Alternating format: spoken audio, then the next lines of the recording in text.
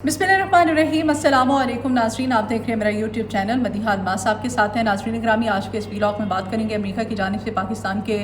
Ballistic missile programme पर पाबंदी लगाए जाना यकीनन एक तशवीशनाक सूरत हाल है। और ऐसी सूरत हाल में अमेरिका की जानिब से ये फ़ैसला किया जाना जब इमरान खान साहब की रिहाई के हवाले से अमेरिका की जानिब से जो प्रेशर सामने आ रहा था, जो ज़ोर सामने आ रहा था ऐसी। लेकिन यहाँ पर आज के इस व्लॉग में बात करेंगे ये जो अमेरिका की नई आने वाली काबीना है उसकी जानिब से ये फ़ैसला नहीं किया गया है। ये फ़ैसला जो बाइडन हुकूमत का फ़ैसला है, जो बाइडन हुकूमत और इमरान खान का जो कनेक्शन है,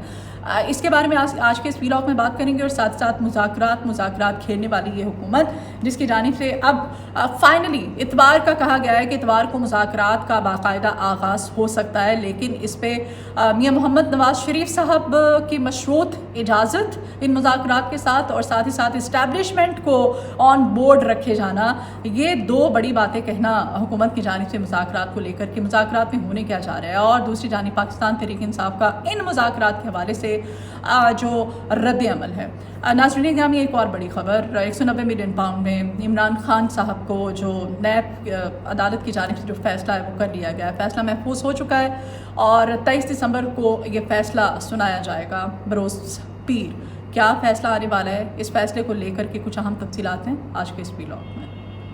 अच्छा जी, सबसे पहले तो हम बात करते हैं यकीनन इस खबर के बाद हर पाकिस्तानी में शदीद तशवीश और गुस्सा भी पाया जा रहा है। अमेरिका की जानिब से जी पाकिस्तान के बैलिस्टिक मिसाइल प्रोग्राम जो है इस पर पाबंदियों का ऐलान किया गया है। और ये ऐलान एक ऐसे वक्त में किया गया है जब अमेरिका की जानिब से इमरान खान की रिहाई के बारे में ज़ोर दिया जा रहा है। रद्द अमल जो अमेरिका का सामने आ रहा था, उस रद्द अमल के वक्त में जब इमरान खान को रिहा करो, फ्री इमरान खान, और जो सोशल मीडिया प्लेटफॉर्म है। लेकिन ये भी आपको याद रखना पड़ेगा और ख़ास तौर पे इस मौजूदा हुकूमत को ज़हन नशीन कर लेना चाहिए कि ये फ्री इमरान खान जो है, जो ज़ोर दिया जा रहा है, या आइंदा आने वाली जो नई काबीना के अरकान है उनकी जानिब से कहा जा रहा है। हुकूमत की जानिब से कहा जाना कि नहीं, ये अमेरिका की जानिब से जो फ्री इमरान खान और इमरान खान को रिहाई के हवाले से बातें करने वाले पाकिस्तान तहरीक इंसाफ के इमरान खान अमेरिका के नारे लगाने वाले, अब ये अमेरिका की जानिब से जो बैलिस्टिक मिसाइल प्रोग्राम पर पाबंदी लगा दी गई है, अब इस पे वो इसको भी ज़ाहिर है उछाला जा रहा है। लेकिन ये भी जहन में रखना चाहिए कि ये जो पाकिस्तान के बैलिस्टिक मिसाइल प्रोग्राम पर पाबंदी लगाई गई है, ये जो बाइडन हुकूमत ने लगाई है। और जो बाइडन जो है ये पाकिस्तान का अंग, पाकिस्तान की तरक्की, पाकिस्तान की खुशहाली, इसके हक़ में बिल्कुल भी नहीं है। जो बाइडन ना कभी पाकिस्तान के अंग और तरक्की का हामी था, ना कभी रहा है और ना ही कभी हो सकता था। और ये पाबंदी जो है, ये जो पाकिस्तान के बैलिस्टिक मिसाइल प्रोग्राम पर पाबंदी लगाई गई है, ये जो बाइडन ने इसमें कलीदी किरदार अदा किया है। इसमें कुछ तफसीलात, ये जो पाबंदियाँ लगाई गई हैं बैलिस्टिक मिसाइल पर, इसकी कुछ तफसीलात आपके साथ शेयर करूँगी, जिसकी वजह से ज़ाहिर तशवीश भी है, गम गुस्सा भी है, शदीद अफसोस का इजहार भी किया जा रहा है हर पाकिस्तानी की तरफ से। इसमें नाज़रीन ग्रामी, अमेरिकी महकमा ख़ारजा के जो तर्जुमान है मैथ्यू मिलर ने इस पर वजाहत दी है। कहता है कि तवील फासले तक मार करने वाला जो बैलिस्टिक मिसाइलों की तैयारी के हवाले से पाकिस्तान के जो 4 इदारे हैं, इन 4 इदारों पर पाबंदी लगाने का हमने फैसला किया है। अच्छा जी, वो कहता है कि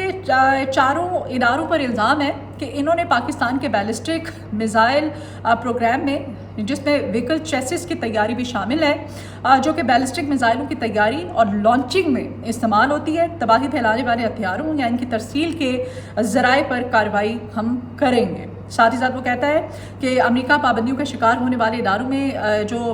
हम एक जो इदारा इस्लामाबाद का है इसमें शामिल है, जो 4 इदारे पाकिस्तान के इसमें, और इसमें 3 कराची के इदारे शामिल हैं जिस पर हम पाबंदियाँ लगाने जा रहे हैं। नाज़रीन ग्रामी, जो बाइडन हुकूमत के ख़िलाफ़ इमरान खान की जंग जो है वो हमेशा रही है और अभी भी इमरान खान की जंग जो बाइडन एडमिनिस्ट्रेशन के ख़िलाफ़ है। जो बाइडन एडमिनिस्ट्रेशन के ख़िलाफ़ इस वजह से खान की जंग है कि खान की हुकूमत को गिराने में जो बाइडन का जो किरदार रहा है वो किसी से ढका छुपा नहीं है। और ये जो पाबंदियाँ लगाई जा रही हैं और इस पर अब हुकूमत की जानिब से इसको, इस तमाम तर मामले को जिस तरह से उछाला जा रहा है, इस तमाम तर सूरत हाल में हुकूमत को ये भी जहन नशीन रखना चाहिए कि ये जो फ्री इमरान खान कैंपेन है, ये फ्री इमरान खान کا جو زور دیا جا رہا ہے یہ امریکہ کی نئی آنے والی جو کابینہ ہے اس کی طرف سے ہے، یہ جو بائیڈن کی طرف سے نہیں ہے، اور بائیڈن نے عمران خان کی حکومت کو جس طرح سے گرایا تھا، خان اس کو بھولنے والا بھی نہیں ہے۔ دوسری جانب ایک اہم کیس جس پہ جو کہ 190 ملین پاؤنڈ کیس ہے، اس پہ فیصلہ نیب عدالت کی جانب سے محفوظ کر لیا گیا ہے، اور یہ بھی ایک اہم خبر ہے، اہم ڈیولپمنٹ ہے، اور اس میں کہا جا رہا ہے کہ خان صاحب کو زیادہ سے زیادہ 14 سال کی قید کی سزا ہو سکتی ہے۔ اور شیر عبد المرمت نے کہا ہے جی، یعنی کہ پاکستان تحریک انصاف کی جو رائے ہیں ان کو احساس ہے کہ عمران خان کو اس کیس میں سزا ہوگی۔ فیصلہ محفوظ کر لیا گیا، اور یہ فیصلہ جو ہے اب سوموار کے روز 23 دسمبر کو سنایا جائے گا۔ ناظرین گرامی، یہ 190 ملین پاؤنڈ کا جو کیس ہے، اس پہ جو سماعت کے دوران جو اہم ریمارکس سامنے آئے ہیں، 1 سال کے عرصے تک محیط رہی ہے تمام تر سماعت اس کیس کی ہیئرنگ، اور اس میں تقریباً 35 گواہان جو ہیں ان کو شامل تفتیش کیا گیا ہے نیب کی جانب سے، اور احتساب عدالت کے جج ناصر جاوید رانا صاحب نے اس کیس کا جو فیصلہ ہے اس کو محفوظ کیا، اور اب سوموار کے روز یعنی کہ 23 دسمبر کو یہ فیصلہ سنایا جائے گا۔ جو دلائل سامنے آئے نیب کے وکیل امجد پرویز رانا کی طرف سے، امجد پرویز رانا صاحب کہتے ہیں جی کہ ضبط شدہ رقم جو ہے حکومت کی بجائے بحریہ ٹاؤن کے لائبلٹی اکاؤنٹ میں بھیجی گئی ہے، اور NAB ordinance section 5 class T کی خلاف ورزی کی گئی ہے۔ اس ریفرنس میں ٹرسٹ بننے سے پہلے ہی 240 کنال زمین جو ہے وہ ٹرانسفر کر دی گئی ہے، لیکن اس تمام تر کیس میں، اس ہیئرنگ میں نیب نے، عدالتوں نے، جج صاحبان نے، وہ اگر ایک جو اہم جس کو فراموش کیا گیا ہے، جس معاملے کو، جس نام کو، وہ نام جو ہے اس میں عمران خان بھی شامل ہے، اس میں جرح بھی کی جا رہی ہے، دلائل بھی سامنے آ رہے ہیں، اور اس میں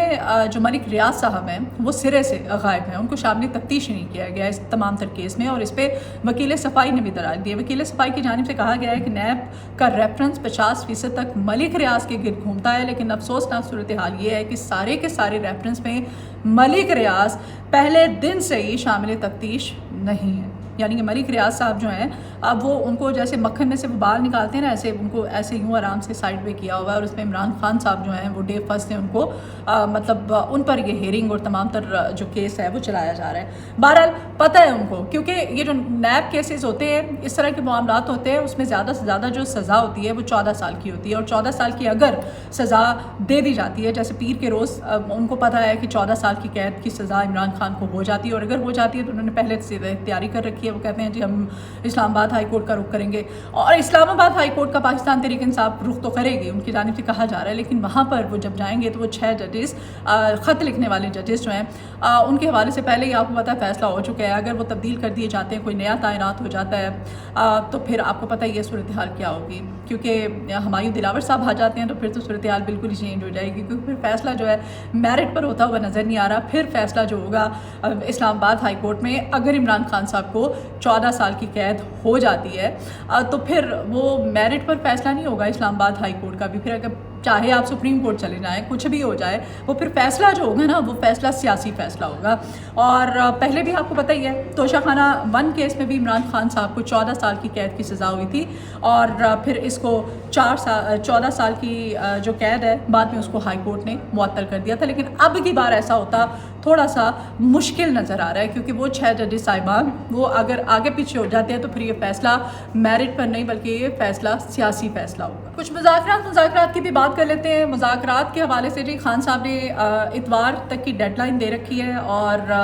اتوار کو خان صاحب نے کہا ہے کہ ہمارے مطالبات اگر نہیں مانے جاتے تو پھر اوورسیز پاکستانی جو ہیں ان کو ہم کہہ دیں گے کہ اپنی ترسیلات جو ہے پاکستان میں نہ بھیجیں، یعنی یہ ایک طرح سے سول نافرمانی کی تحریک کا ہی ایک حصہ ہے۔ اور